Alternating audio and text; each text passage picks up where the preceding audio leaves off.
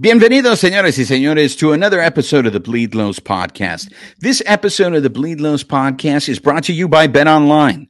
BetOnline is your number one source for all your betting needs. Get the latest odds, lines, and matchup reports for baseball, boxing, golf, and more. BetOnline continues to be the fastest and easiest way to place your wagers, including live betting, and it has your favorite casino and card games available to play right from your phone. So head to the website or use your mobile device to sign up today and get into the action. Remember to use the promo code Bleav, B-L-E-A-V, for your 50% welcome bonus on your first deposit. Bet online, where the game starts. And joining us on the Carne Asada are our brothers here on the Bleav Network. They are the hosts of the Bleav in Astros podcast. We have Geoff Balke and Geoff Blum joining us on the show. ¿Cómo están, amigos? Tranquilo, ¿y tú? See, I love it. They get the show already. And you know what, Geoff? Which Geoff am I talking? So I'm just going to go with Blum right here. Blum, how many? It's so funny. All the major leaguers always come and show off their Spanish skills. Like, isn't it like I mean, how important is it to speak Spanish in a locker room? Not even during your playing days, but today, in today's baseball. It's one of those, I don't speak a lot of Spanish. I speak very little, but enough to be able to communicate. And part of the reason is, obviously going through college and then getting into the minor leagues. And I have a profound amount of respect for those guys who have come into this country to chase the dream of playing baseball, number one, but at the same time doing it in these minor league cities where there is no help for these guys as far as speaking English. I mean, just ordering a simple meal can be a little bit of an issue. So I think a lot of us really felt that respect for them, and we wanted them to not only just to succeed, but to be able to live here in the States is hard enough as it is. So we just kind of, they're trying to learn English. I'm trying to learn Spanish. And one thing that I learned from being in a clubhouse is that no matter the ethnicity, race, culture, background, whatever it was, we were 25 guys trying to go out and win a baseball game and get to the ultimate goal of being in the major leagues and doing the same thing. So we were fighting together. And you were one of my boys. Hopefully I was one of their boys. And the only way I could find that connection was to be able to learn a little bit of Spanish. And I did what I could to be able to encourage that atmosphere. Thank you for sharing that, by the way, because whenever I do speak to the Latin players, they always sit there and go, hey, man, I'm trying to learn English too. It's not just about them speaking my language. I'm trying to learn it. And I think the way you laid it down, I think is great. And I don't think it's spoken enough, the efforts that both of you guys I completely agree on that. Yeah, and I do think, and let's be honest, it's easier to learn Spanish than it is to learn English. But also, I think Major League Baseball has done a very good job in the last, 4 or 5 years in involving the interpreter for the Latin players to be able to do interviews, because so many things get lost in translation because those guys are fighting like hell to answer the question appropriately. But when it translates for them in their mind in English, sometimes it doesn't come out right. So I'm glad they protect them in that sense. Yeah, some of these guys definitely speak English. Jose Abreu has an interpreter, but that guy understands English just fine. You don't have to, he's doing well, but I think the interpreter is important for them because they do. And by the way, we are in South Texas, so there are a ton of, people down here. I mean, it is majority Latino population in Houston. So it behooves you kind of my wife's bilingual, so I just lean on her. Other than just walking around and go to "Orale way," that's all I can really do, So, but, oh my God. but I mean, there are a lot of Spanish speakers here. In fact, often at the Astros press conferences, there are Spanish language stations asking questions in Spanish. So it's not uncommon, especially down here. Hey, Balke, yeah, you bring up a very good point. How many times that you've talked to players and they use hey, I'm not speaking English just because they don't want to talk. And I don't play. Look, every time I've been into a clubhouse, I get it. It's a tough loss. The last thing you want is a microphone or a phone in your face, right? So I get it that they don't want to talk. But, I mean, what do you do to counter that defense? Well, the funniest one I ever saw was Yao Ming when he was playing for the Rockets. And that guy spoke, by the time he had been here for a year, he spoke fluent English. And he would just look at you and go, huh? Like you didn't understand a word you were saying. But I think, most guys, they want to accommodate you. Most guys, they want to talk to you. They're not, there are guys that are aloof, of course. They're just like there are introverts in every walk of life. But I think most guys, they want to talk. They want to have a conversation. And if they don't think you're out trying to get them and, any kind of gotcha stuff, they want to have a conversation with you. And they are respectful of the fact that they're playing in America, and most of us do speak English in America. And so I think they understand that. And I don't think anybody tries to dodge anything, certainly not with the Astros. I did really appreciate I think it was last year when Julia Morales, Blum's partner on air, walked up to Jose Altuve to ask him a question, and he looked at me and he goes, "No speak English," and he walked away. And I was like, that was pretty good. So these guys do have a sense of humor about it as well. So we have the two Jeffs on the show, and it's just going to drive me crazy. So I hope I don't take offense. I'm just going to use Blummer, if that's okay, when I refer to Blummer. Where do the Astros stand right now in terms of we're in the middle of June? As of the taping of this show, they're in third place, and I think maybe they might be surprised because I know I'm surprised to see where they are in the standings. How are they viewing their season up until this point? I think internally, if you ask these guys, they're just saying it's part of the grind. The dog days showed up a little bit early, but at the same time, we sit on the outside. And, the one thing that they've done here in Houston is set that bar so damn high for the last 6 or 7 years that the expectation is to go out there and win every game you possibly can. And I think the one thing that we're finding out is how unbelievably great 2022 was in the sense that they were healthy. They used 8 starting pitchers throughout the entire course of the season. They had a full season of Yordan Alvarez. They had a full season of Jose Altuve and some of these guys. In this season, injuries have really gotten to them, which is typical for a major league season. You got to find a way to fight through that. Organizational depth is something we always talk about. And they've been able to put Band-Aids on some of these things. But I think now the fatigue is sitting in a little bit for some of these guys. And the expectation of carrying the burden of not having a Yordan in your lineup is obviously exposed itself with scoring 1 run in the last 3, each game in the last 3 games. And to your point, the projections, we always look at that, those playoff odds are always shifting. And we're at a point now here in Houston where we've seen numbers that we've never seen before, like a 50-50 chance that they even make it to the playoffs. So they're reeling a little bit. It's a tough moment, but it's amazing to me to look across the league and also understand that the Yankees, the Dodgers are in similar situations in third place in their divisions. And that's not where any of us expected to be. Balke, it seems like the pitching is what's really keeping this team together. I mean, they're first in ERA, aren't they? They're in the top 3 for sure. I'm not sure where they're at today, but yeah, they're up there. Well, I mean, the Blummer mentioned it. I mean, yeah, if you look at the fan bases right now between the Dodgers and the Astros and the Yankees, they're all having a meltdown. The team sucks, what just cancel the season. What's the point of even watching this anymore? But the Blummer he brings up a very interesting point because it seems like the Dodgers are going through a little the same thing the Astros are going through. When you have this many injuries or you are going into your depth so early into the season and maybe your depth wasn't what it was like before, how do you survive? I mean, everybody talks about trades, but sometimes you may not have, enough chips to pull these trades. How do you handle the rest of the season? I think that's part of the issue. And especially the Astros have been remarkable in managing to continue to be good on the mound, despite pitching guys like J.P. France and Brandon Bielak. And now Sean Dubin has come up, and Ronel Blanco has been stretched out from a reliever into a starter. The fact that they are still this good pitching is incredible. The problem they have right now is they can't hit the ball. I was looking at some stats. They have only won 4 games when they were tied or behind in the 6th inning. And that's not something that we know of Astros baseball. The Astros feast on late innings. They feast on relief pitchers. They feast on third time through the lineup against a guy. So those kinds of numbers are really remarkable. And I mean, honestly, the pitching has really been the saving grace for this team. I'm not sure where they would be without the outstanding pitching, particularly the starters, but also a bullpen that's really mostly been lights out.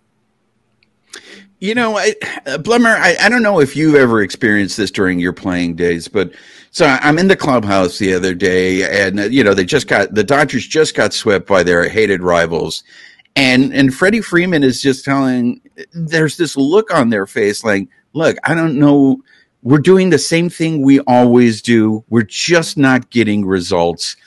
As a player, I've said this many times, they don't know how to fix it. I mean, when everything goes wrong, how do you fix that?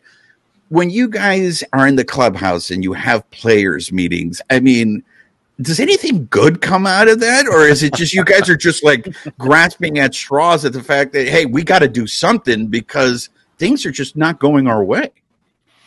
Yeah, at some point you do feel like you're ramming your head against the wall, just going, this is not working out. We need to make an adjustment. So you do have some of these players meetings. And again, a lot of it depends on what's inside your ball club, inside your clubhouse. Do you have guys that are going to respond to what the hell's going on? And are they going to be able to, everybody says step up, but what exactly does that mean? Am I supposed to play better than I already am or who I am? And that's a lot to ask of some of these guys. But I think that, to Freddie Freeman's maybe point is that we've got to continue doing what we're doing and eventually we'll get the breaks kind of thing. Or you start to get in those stretches where you start to get some guys that overachieve a little bit and your lineup becomes a little bit better. But I think there's also an understanding of 162 games is an absolute freaking marathon and a lot of things can happen, good or bad. But at the same time, if every guy, you try to play well as a team, but let's be honest, there's an understanding that if I go out there and do my job and Freddie Freeman does his job, Mookie Betts does his job, and then we have a couple of guys doing their job and we all do that same thing together, I do as much as I can, then we're going to be a better team. But the second you start to try and do more than you can, that's when you start to falter a little bit. But it's hard. It's hard on the outside to say, okay, we're okay. We're just going to keep battling and we'll be all right. But you do get to a point in the season, I think now 75 games in, you start to look around and go, is this who we are? And that's where panic sometimes sets in because the realization, oh, crap, this is who we are. Wow. I mean, it makes look, guys, it makes me feel a little bit better to know that you guys are also going through it and there's other teams and it's not just the Dodgers becoming the worst team in Major League Baseball. But I mean, it's a tough stretch to watch. The Balke, you had mentioned Jose Abreu. I remember when the Astros signed Jose Abreu, I was like, it's over. I mean, this team just won the World Series. We thought the same, man. and then you're adding Jose Abreu to this lineup. Like, what's been happening with Jose? I mean, there was a great moment earlier in the year when he hit his home run, and you saw everyone in that dugout, how they all just surrounded and celebrated with him. But what's the story with Jose? I don't even think he knows. I mean, I think there is, I think, some, just some natural regression that is happening because of his age. He hasn't been the guy that he was in 2020 for a couple of seasons. I mean, last year only had 15 home runs. I just think there's some of that. But I also think, Blummer and I talked about this on several occasions. I think there's some of this is the adjustment. He's been playing in the same place a long time. There's a natural adjustment period, I think, for that. I think the combination, he's been hitting a little bit better lately, certainly hitting the ball in the screws better, maybe not having the results he would like. But I think that he's a guy that if we maybe overestimated his impact. We maybe expected more from him than we thought he would get. We thought, hey, the short porch and right in left field at Minute Maid is going to be great for this guy who's a pull hitter traditionally. And it just hasn't really worked out so far. And of course, it was tough because a lot of fans loved Yuli Gurriel when he left. I mean, a lot of people wanted the Astros to keep him, even though they signed Jose Abreu. So I think there's definitely some frustration there, but he has been better over the past month. You look at his numbers, over the last 10 to 15 games, he's certainly improved. I mean, not hard not to, considering where he came from.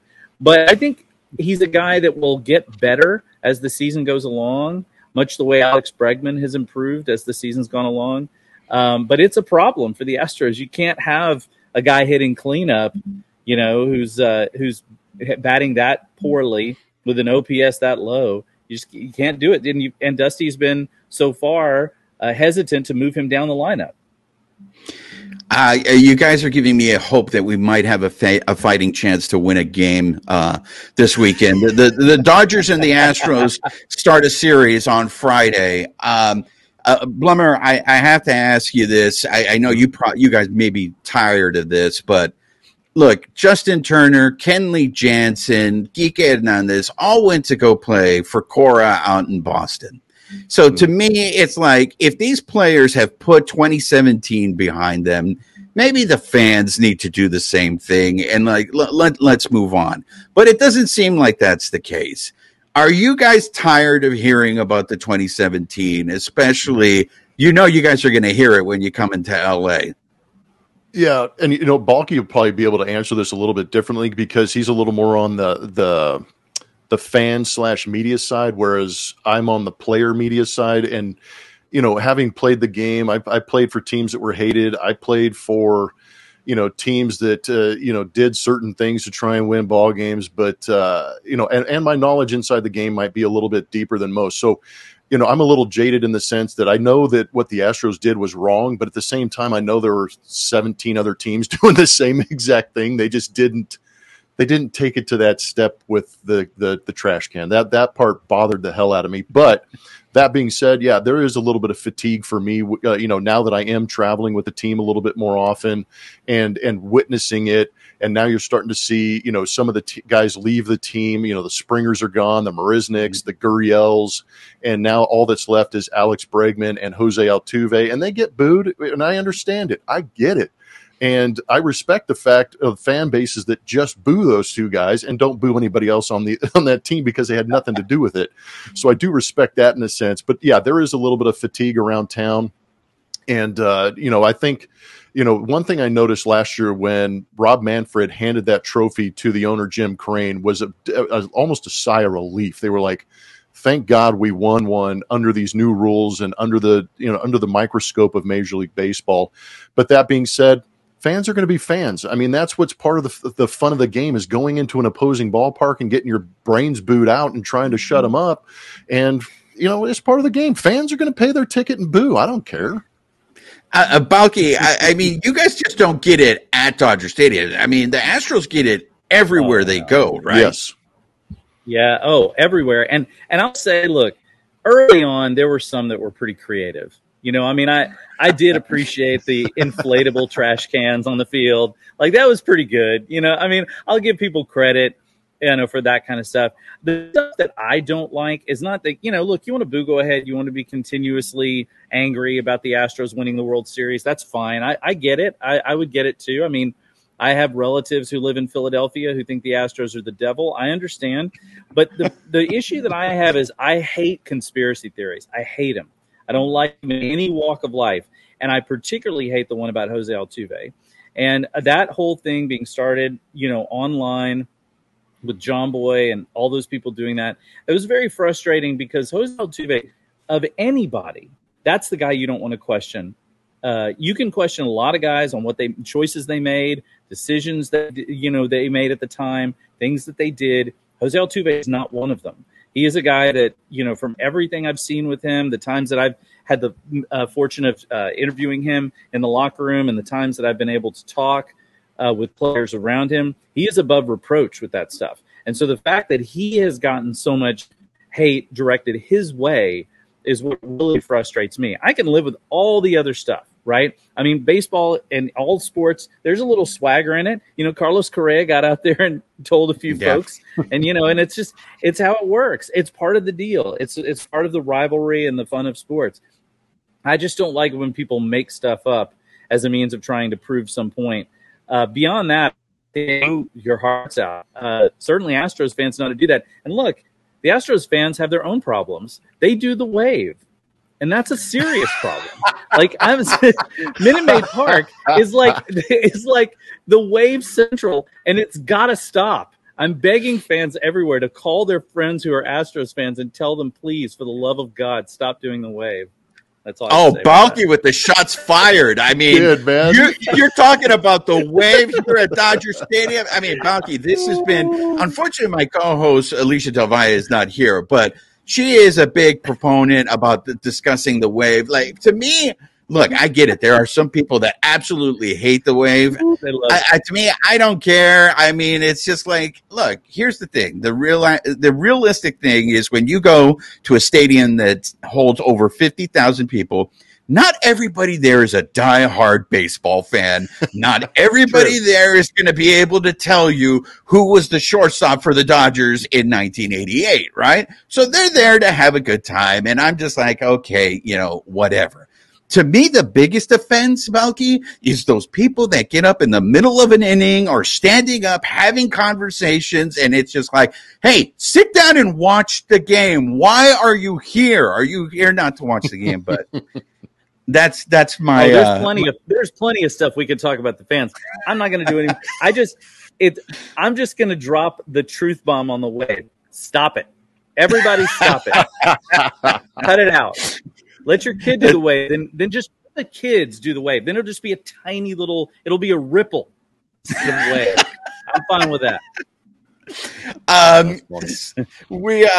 So I want to thank you guys for your time. I want to end the show, since this is your guys' first time on the show. I want to end the show the way we end all of our shows here. We have a segment that we call our kickback questions. So these are rapid fire questions. If you guys want to go into a longer answer, by all means, you go ahead and do it. I got one for each one of you. If you guys want to answer the other one's question, that's perfectly fine.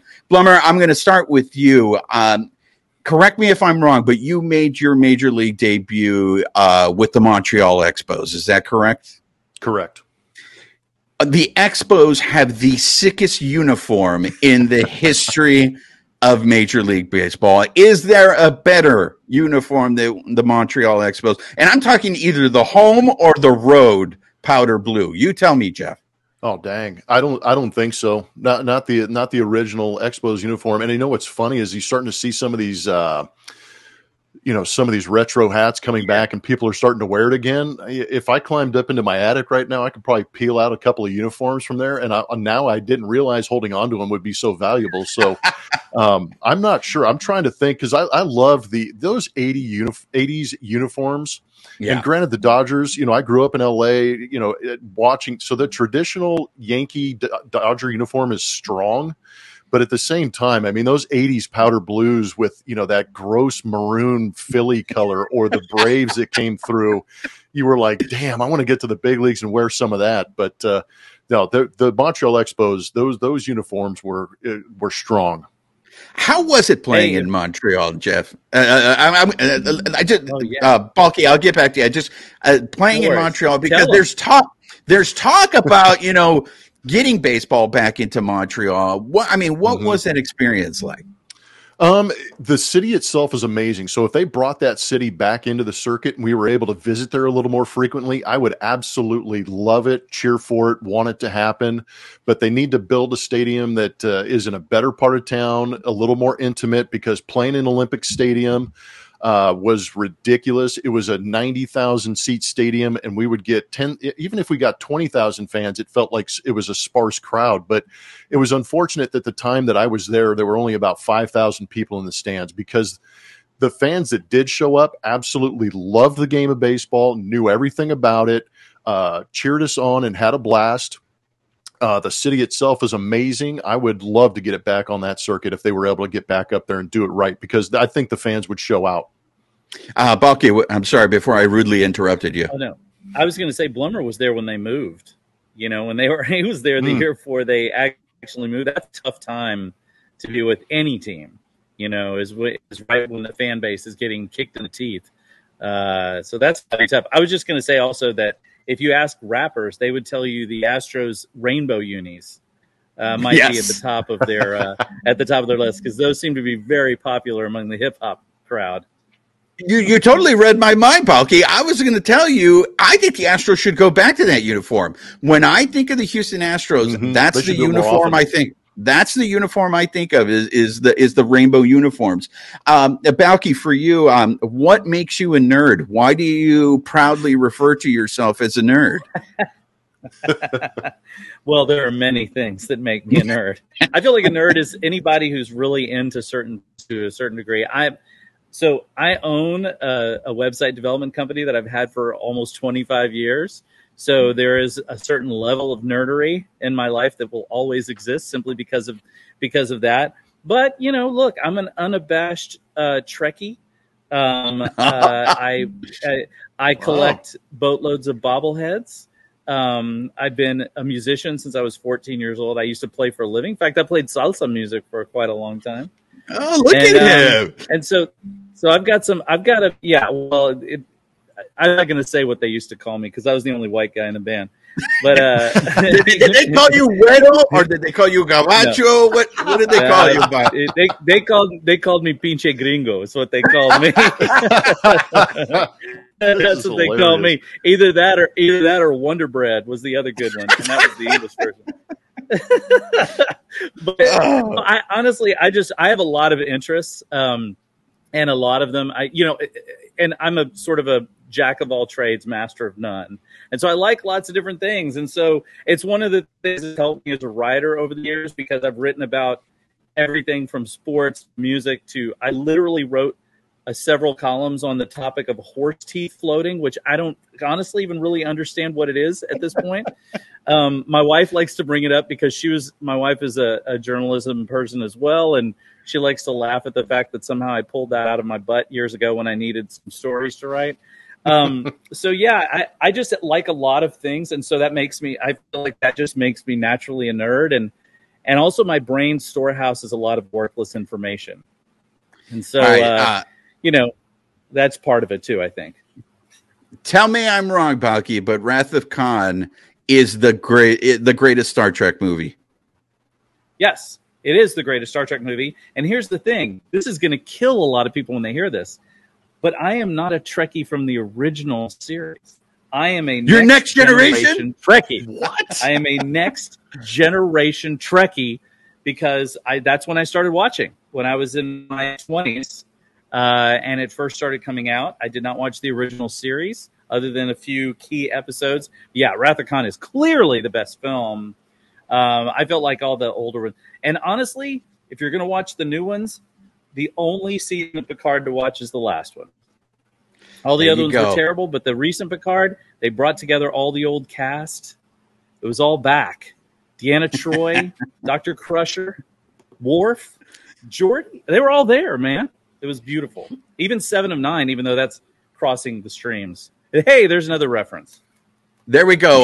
Balke totally nerding out for us. And, completely. Of course, picking out. Blummer's like, who is this person? Like, who in the hell? Picking next generation like a total pinche gringo would. But so this next one is for both. This next one's for both of you guys. Are either of you ever, at one point in your life, been a fan of the male soap opera that we like to refer to as professional wrestling? Oh, hell yeah. You kidding me? Dude, I was 11 years old. I was playing on an all-star team, and I took a ground ball off of my right ring finger, and it snapped it. I mean, I had fingernail popped off, broken bones, and I had this splint, and the doctor wrapped it so damn tight that I could feel my heartbeat in my finger, and I couldn't sleep. So I popped up and I threw in, I think, WrestleMania 2 that I recorded on VHS, and I watched it on repeat the entire night. And I was going Hulkamania crazy, Superfly Snuka. I mean, I was in. I haven't been in the last 20 years, but at that moment in my life, oh hell yeah, I was in. Well, Blummer, that's when wrestling ended, was 20 years ago, But I agree. I completely agree. Who were your favorite guys? Is it Snuka and Hogan? Were those the Pukester? Those were your favorite? Junkyard Dog. I mean, some of these guys, the Iron Sheik. These guys were unbelievable, man. I loved the Ultimate Warrior. I kind of got on that bandwagon for a little bit when he was just roided out of his mind. I loved it. All right, let's go to our resident nerd, Balke. Please don't disappoint me with this answer. No. I actually did watch wrestling when I was very young, and it was the era of the Junkyard Dog, and I was a big fan. They used to have wrestling matches in Houston at the Coliseum, which doesn't exist anymore. the same place where I used to go see heavy metal concerts and worry about my T-shirt getting stolen. So Junkyard Dog was my guy. In fact, he's still, he's the guy's still around in Houston, in fact. And, I loved watching those guys back then. And I agree with you. I didn't really get into the later. I mean, I watched all the way up to like the Hulk Hogan, Roddy Piper, into that sort of era. But yeah, those early days, it's interesting too, because, I mentioned my business. I have a client who is an old school wrestling guy. His name back in the day was the Tennessee Stud. And this was back in the 70s. And he wrestled guys like Andre the Giant. And he wrestled Hulk Hogan in his early days in the late 70s. And it's pretty fascinating. The fact that he's called the Tennessee Stud is really the best part. Let's be honest. But yeah, I found exactly the self-proclaimed Ron Fuller. And Junkyard Dog was my boy back in the day. I loved watching him. And that, of course, it was hard to watch. There was very little watching of wrestling because it really wasn't a popular thing. So I remember the early days of HSE, which was the first sort of sports channel in Houston. They would show those wrestling matches back on HSE. And so that's when I watched them. So yeah, I love that stuff. That was a long time ago, but yeah, I loved it. Look at Balke, man. The nerd is showing out tonight. Mm-hmm. Last one. Blummer, since you are from California and now out there in Texas, on this show, we are all about taco culture. We love tacos, so we need to know, what is your favorite taco and where do you go to get that taco? Oh, my gosh, dude. That is a crazy tough question, because since we're on an LA podcast, I can say that I can't stand Torchy's Tacos out here in Texas. I can't stand it. I mean, I'm not a chain guy. I like the more peculiar, hole in the wall. There's so many taco trucks out here in Houston that are phenomenal. But as a kid growing up, I don't even know if it still exists, but we would go to Don Jose's. I remember Don Jose's out in California. Don Jose's, out in California when I was a kid. And I just remember my mom getting these massive tostada bowls. And me and my brother would, try and compete and see how many tacos we could get. But there was a place, Garcia's in Arizona. Every time we played the Diamondbacks, Garcia's would deliver just buckets of tacos. And I would have to say that those were probably one of my favorites, because if I was not playing that day that the Garcia's tacos showed up, I'd have at least 8 of them.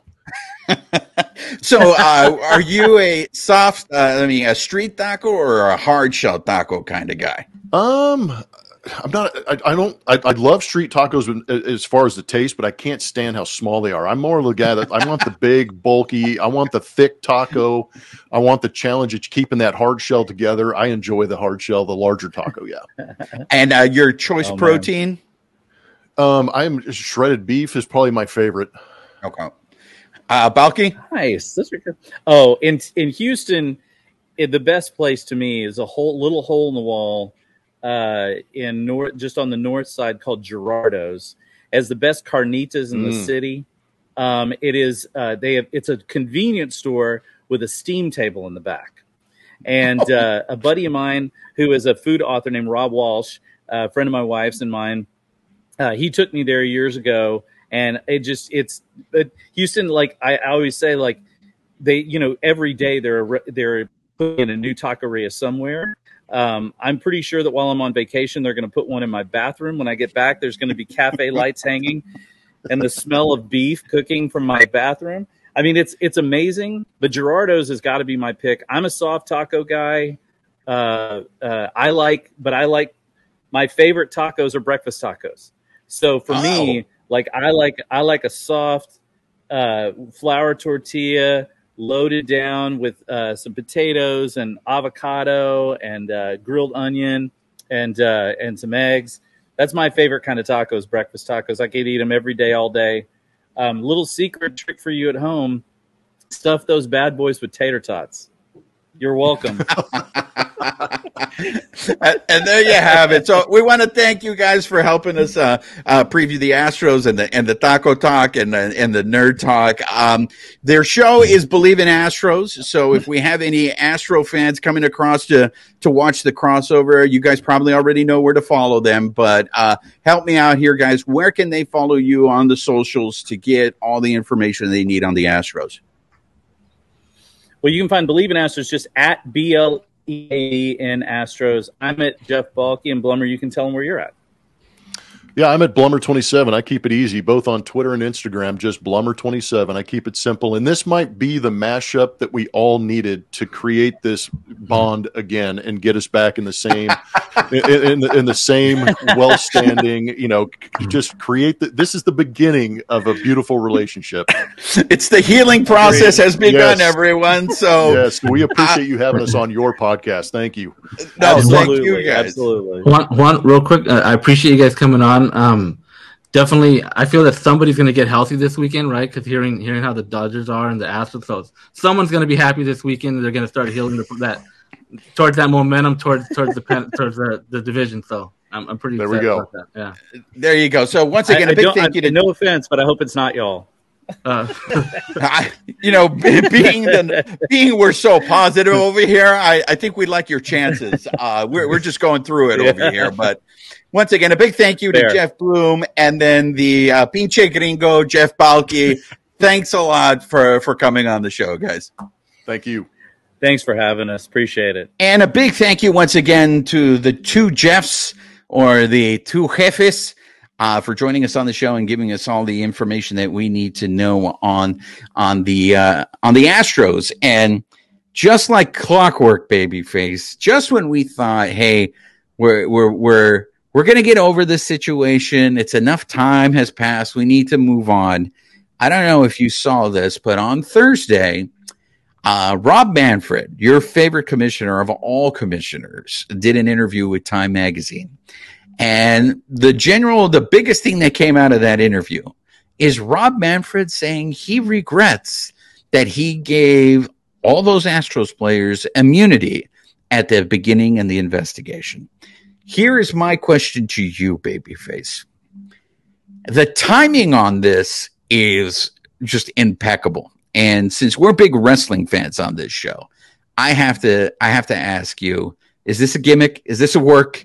Is Manfred specifically making that quote knowing that the Astros of Houston are coming to Dodger Stadium this weekend? Like, of all weekends to make that quote, to say that, I mean, if you're doing that, aren't you just pouring gas on the fire? I mean, am I wrong here? Is this a work or is he just being honest? I mean, Manfred's not dumb, right? I mean, I think he knows what's kind of best for business, right? And he knows, hey, what's on the schedule this weekend? Oh, the Astros are going to LA, right? Like, I mean, I don't think the guy is, like you said, we talked to Joe Kelly, and Joe Kelly said the guy's very smart. He knows what he's doing, right? He might make some jabs here and there. He he knows what he's doing, right? So, I mean, I would say it might be intentional, right? What do you want to do? You want people to talk about it, right? Still, I mean, even if it is whatever it is now, 5 years down the road, right? You want still people to talk about it and kind of, because you're talking about baseball, you're talking about the game, right? You don't want baseball just to be like, hey, it's never being talked about. Even if it's something that happened in the past, it's still getting people's attention. And I think, that's always going to be a play, right? You always want people to talk about it. And I mean, my thing though is like, if he regrets it, I mean, I'm of that thinking still, like, you know what, if you regret it, you can still take away their title. I don't. You think so? 6 years later, you think you can still do that retroactive? I think you can still go back and say, you know what? After everything that's come out from then to now, it's kind of been still ongoing since then. We can still take away that title and null it and void it, and no champion in 2017. See, that's the thing that I'm really struggling with, because, you're right. The ambassador has told us that he's a really smart dude. And being that the fact that it was a print article, so there wasn't an actual video where we can see, I don't know if this dude is being genuine when he says that he regrets.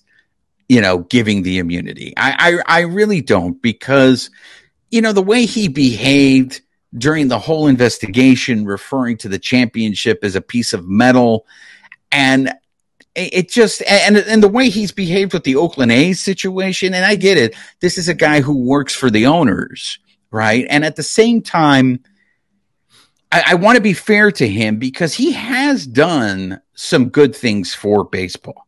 He has implemented rules that have, and for the most part, baseball is thriving in terms of attendance and stuff like that. So it's not like he's just all bad. It's just there's this huge blemish, but I just don't see the benefit of rehashing this again, especially right now. And that's why I'm like, this is a work. This is a work to get people to, and the thing is this, there's 2 nationally televised games this weekend between the Dodgers and the Astros of Houston. Saturday's game is nationally televised, and Sunday's is on ESPN. So is he embracing full heel at this point, babyface? Yeah, I mean, and like you said, he works for the owners, right? So I mean, anybody put into that position as the commissioner, right? They're always going to be, working for the owner. So the fans are going to see it always completely different, right? Because the fans are going to think, oh, maybe it should be this way for the fans, right? But he's got to, like I said, he's got to protect the owners, because that's his job, right? And now with yes, like we're talking with the Jeffs, right? There's not a lot of guys that are left from 17, right, on the Astros side or the Dodgers side, right? But I think you're going to hear. I think for Dodger fans, it doesn't really matter who's on that team. It's the Astros, right? And they're going to get booed no matter who it is. And obviously, Altuve's going to get his fair share, right? And Bergman, Bregman. So Bregman, they're going to get their share. I mean, there's no more Correa there, but we saw what happened when Correa came to town with the Twins, right? Yeah. So I mean, I think even if it's Dusty Baker, everybody loves Dusty Baker, right? And like, Dusty Baker can't do no wrong. Like, but I think, I think just when you see the Astros coming to town, prepared, they're gonna get booed for. I mean, and I don't know for how long this is gonna go on. I mean, Dodger fans have that elephant memory, right? And they're gonna remember this for a long, long time. Yeah, I really thought, with Justin Turner and Geeke and Jansen going to go play for Alex Cora in Boston, I really thought, look, if these players don't care anymore, well, let's move on. But now hearing Manfred say this, I'm just like, oh, bro, you just opened that scab. That thing was healing, and now you opened it up, and I don't know how genuine his remorse is on that. But it was interesting. The Jeffs basically were talking about the Astros the same way we were talking about the Dodgers. And it seems like these teams that have been perennial, they're human too. The one thing that I have to, remind myself, I get caught up in the moment sometimes. And the Blummer said this, it's a long season. It's June. Yeah, maybe they're not playing well right now, but every team goes through this. And I want to give credit to one of our listeners, Too Cool Raul, where he really was the voice of reason. And I love this saying that he said, hey guys, stop giving yourselves chorro.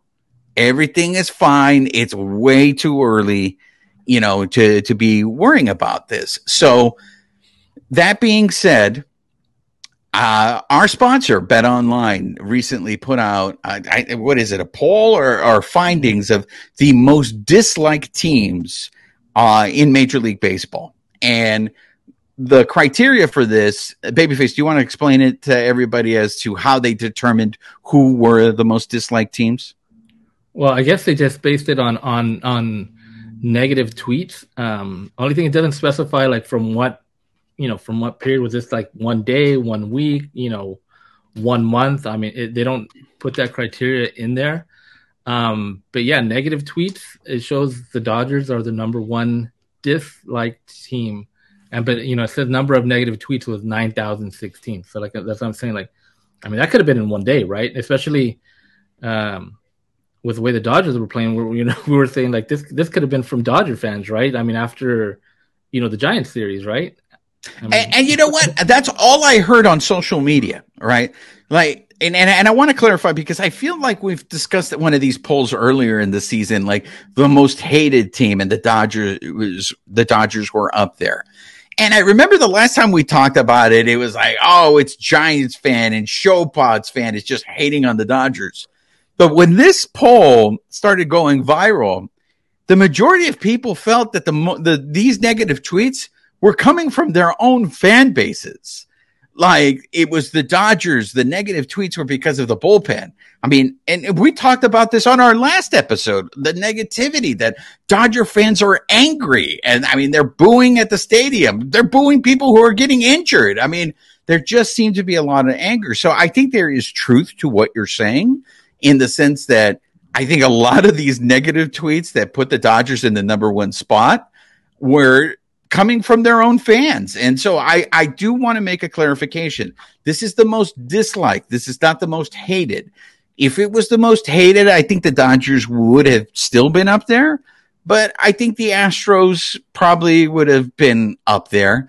It's very interesting for those of you who are listening to the podcast and you can't see the teams here that are listed. They listed 10 teams. So number 1 was the Dodgers. Number 2 were the Yankees. Number 3 were the Astros. Number 4 were the Mets. I think that's a lot coming from Met fan themselves. Met fan is disappointed in how the season is going so far. The Bravos surprises me. The Bravos is number 5. I think that's probably Phillies fan and Mets fan hating on the Bravos. The Cardinals, I come in at number 6, and I think the Cardinals are probably one of the most hated teams in all of Major League Baseball. The only people I think that like the Cardinals are people from St. Louis. Number 7, the Phillies. I think that comes a lot from their own fans too. I mean, we all know how hard Philly fan is. The Red Sox are number 8. The Show Pods are number 9. With the Red Sox, I think that probably is a combination of Red Sox fan and Yankee fan hating on them. The Show Pods, I think that's a lot of Dodger fans hating on the Show Pods, and the disappointment that the fans of the Show Pods have so far on how the season is going. But the one that stands out the most at number 10 is the Kansas City Royals.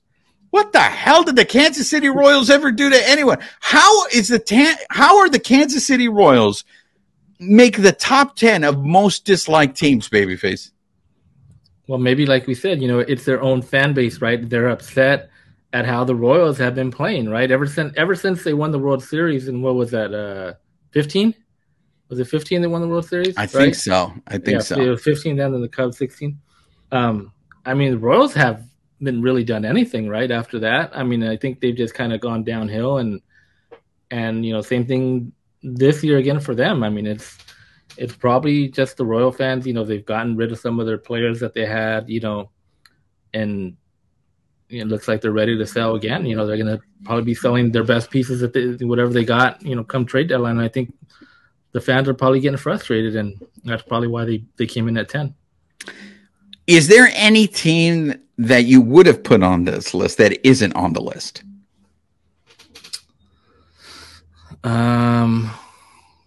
Well, obviously the Giants aren't there, right? Yeah. I mean, that's kind of big, omission, right? I mean, and then if you would think like, just being out west, and who's in first place right now in the West, right? It's the Diamondbacks, right? So I wonder if any Dodger fans or anybody else in the West is like, hey, trying to hate on the Diamondbacks, right? And they're not there. I mean, the A's, their fan base is pretty pissed off right now. I'm surprised they're not on there, right? Yeah. But yeah, I mean, for the most part, the more popular teams are on this list. Yeah, I think the list is correct. The only thing is the Royals. I think the Giants is a good pick on your part. The Cachorros, the Cubs. I'm surprised maybe the Cubs weren't on there because, and then maybe this is just Cubs fans just being realistic and being like, why are we going to hate them? They weren't supposed to do anything. There's no expectations. the Cubs have been bad. But those are probably the Giants and the Cubs are probably the two teams that maybe I would think of putting on that list to replace the Royals.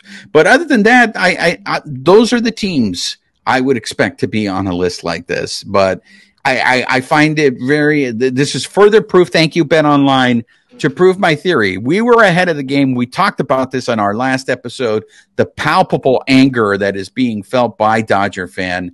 But guess what, guys? Maybe we don't need to be so angry anymore.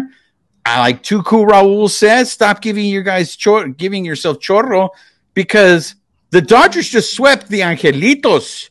That's right. Look, we got our asses kicked by the Giants, and it was all doom and gloom. Are we ever going to win another game again? And the Dodgers sweep the Angelitos, who were playing really well. But again, this is important. This is why you guys need to watch this show. You need to listen to this show. We had Jeff Fletcher, the Angels beat writer from the Orange County Register, tell us just 2 episodes ago, the Angels aren't beating good teams. The only good team that they had beaten was the Texas Rangers. So maybe that record that they had going into it was fool's gold. But it also could be because the Angels had some injuries and they're really feeling it in their offense, because the Dodgers shut them out back to back. It wasn't like the Dodgers just went in there and creamed them. But, I mean, Kershaw did what Kershaw did.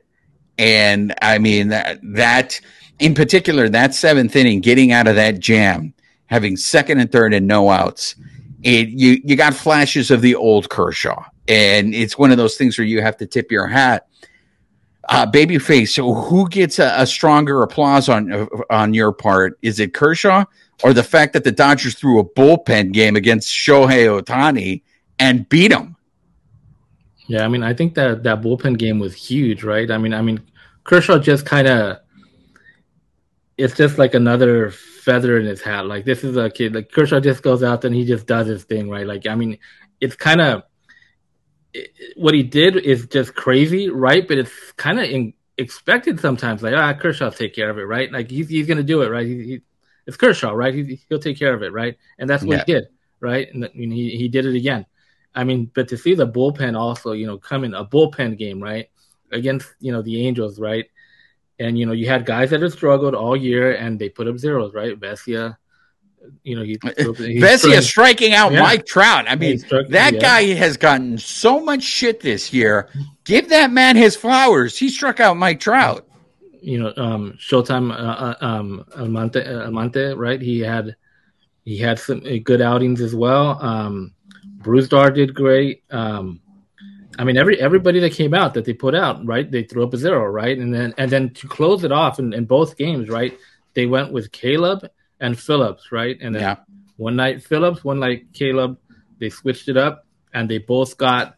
They had to go through Trout and Ohtani, both of them, and they both did the job. So I mean, it was like I said, I think that was what stood out and needs to obviously continue to go forward.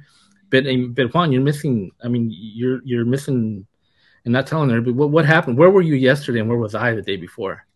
Oh, so what you're saying is that the thing is your theory doesn't really work, because I was at the Sunday game against the Giants and I was at the Friday game against the Giants, and they lost both games. But Babyface was there on Tuesday in Anaheim covering the game, and the Dodgers won.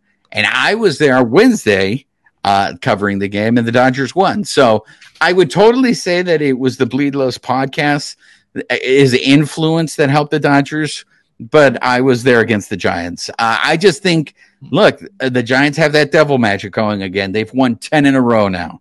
So it's just one of those things where you just ran up against a really hot team. Friday, you shot yourself in the foot. You should have won that Friday game. And so you win one game against them, you lose the series. Okay, it looks better. But to get swept, it sucks. But I'm really, we buried the lead. We didn't get too much into this. Maybe we'll get into it into the next episode. But Wednesday after the game, Caleb Ferguson told everybody that the bullpen had a meeting. They had the equivalent of their team meeting. And go to our YouTube page. You can hear the interviews between Evan Phillips and Caleb Ferguson. especially what Evan Phillips was saying, in the sense that, hey, it wasn't anything dramatic or anything like that. Just get off what's on your chest. Talk about what you're doing. And it was really interesting to hear both of those guys say that the bullpen feeds off of each other. If one guy is going bad, it affects the whole bullpen. If one guy is going good, it affects the whole bullpen, because then they want to match that. So I'm hoping that what happened in Anaheim is going to give these guys the confidence to start turning things around. Because we hear this all the time, Babyface, how important confidence is, the mental aspect of sports. Gavin Stone getting his ass kicked on the major league level seems like it's affected him on the minor league level. And I think that's just all mental, right? When you start doubting yourself, it's a problem. So, I mean, do you think this is possibly signs that the bullpen may be turning things around? Or is it just too soon to tell? It's definitely a positive. Like you're saying, the mental part of it too. Like, I got a chance to talk to Evan Phillips on the Tuesday, and just nothing about baseball, just how his Father's Day was, right? And he was saying it was great, it was awesome. His first Father's Day, his whole family was there, and then he said at the end, he's like, he was relaxed, and fresh. Felt really fresh and ready to go on through the summer. So I think that has something to do with it too, right? Like like you said, your mind. He said he's fresh and he's ready, and he went out there 2 nights back to back, right, and got the job done, right? And so hopefully, like you said, that is something we continue to see. Yes, there's going to be continued hiccups with the bullpen. The guy here is going to give up runs, but like I said, if it's stuff that's just here and there and far in between, right, you're gonna take that, right? But if they go out there and do their job when they have a 4-run lead or whatever, they should be able to hold that and win the game. Absolutely. So I mean, I'm starting to feel a little better. In terms of our picks, I know last week I went really dark and really surprised everybody, because I went 1-4, and you guys all mocked me, you all laughed, but until that Angel series, there was a point where it's like, is it going to be 0-5? Are they even going to win a game? But that being said, there was only one winner in terms of our picks, and it was La Princesa de Picolandia. She went 2-3. La Princesa did. So she is now tied for the lead with myself and you, the listeners, you, the viewers. So let's update the standings right now. Alicia, the viewers, and myself, we have 2. Then Babyface has 1, and Alonso is yet to get on the board. So you're still within striking distance, Babyface. So that being said, we'll get the Princesa's picks later, but right now we're going to go into our picks. So what we're going to start with is the Astros series. So that'll be 3 against the Astros. And then after that, they go to Colorado, and it's going to be another 3 games in Colorado. So we're going to do 6 games in this pick for this week. Babyface, do you want me to go first? Okay, go ahead. Okay, I think the Dodgers are showing signs, so I'm going to go 3-3. 3-3. Okay, I'm going to go. I think the Dodgers are going to get the better of the Astros this weekend, so they'll win that series. And then, Colorado's pretty bad, but it's Colorado. Something seems to always go wrong in Colorado, right? So I'm going to go 4-2. 4-2. All right, there we go. So that's going to do it for this episode. Again, I just want to remind everyone, we are the #1 baseball podcast in Armenia. We are in the top 5 in Australia. So the Bleav podcast is just beginning its international domination. We're starting in alphabetical order. So we're starting with countries that start with A. So just putting it out there. But hey, spread the word. Do what the Armenians do. Do what the Australians do. Tell everybody to listen to the Bleav podcast. You want your Dodgers news? you got to check into the Bleav Knows content. We're at the games. We're covering the games for you guys. You guys can check the pre-game interviews, the post-game interviews on our YouTube. Make sure you're subscribed to the YouTube. Make sure you're subscribed to our podcast. Every time we drop a new episode, you will be alerted. Hey, there's a new Bleav Knows podcast episode. I got to listen to what these sangrones are saying now. Babyface, any last words? Just hopefully we're on the right path, and our next episode we'll come back and be like, you see, things are getting better, as opposed to oh man, here we are still same place. That's right. In the words of Too Cool Raul, don't give yourself chorro. So, yo ha sido su servidor Juan Ramírez, de parte de mi colega Babyface. Nos vemos para la próxima. This episode of the Bleav Knows podcast has been brought to you by Bet Online, where the game starts.